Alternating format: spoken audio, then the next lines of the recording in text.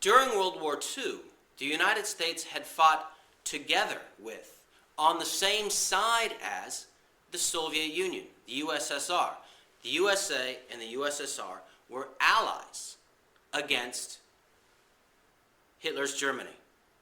And there was a lot of optimism at the end of the Second World War in 1945 that this wartime partnership, this shotgun marriage that had developed between the United States and the Soviet Union in the struggle against Hitler, there was a lot of hope that this alliance would continue for years afterwards, and the United States and the USSR would find a way to live together in peace, that they could coexist.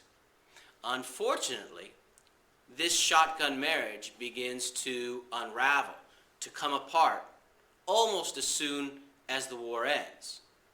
And in fact, what's going to develop over the next decade or so is a real nasty, bitter divorce between the United States and the Soviet Union.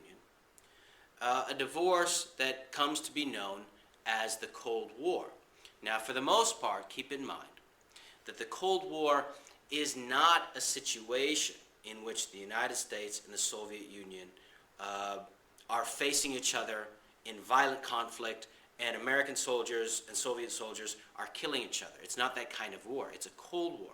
Instead, it's a struggle, a global struggle between the United States and the Soviet Union for power, for influence throughout the world, throughout especially what we might call the developing world or the third world, in Africa, the Middle East, in Asia, countries that had for, in some cases, nearly 100 years been colonies of Western powers.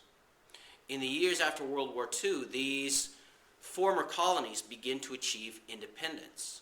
And there's a great struggle between the United States and the Soviet Union over these newly independent countries. Are these new countries in Africa, in the Middle East, in Asia, going to lean in an American direction, pro-democracy, pro-capitalism, or instead will they lean in a Soviet direction, a socialist direction?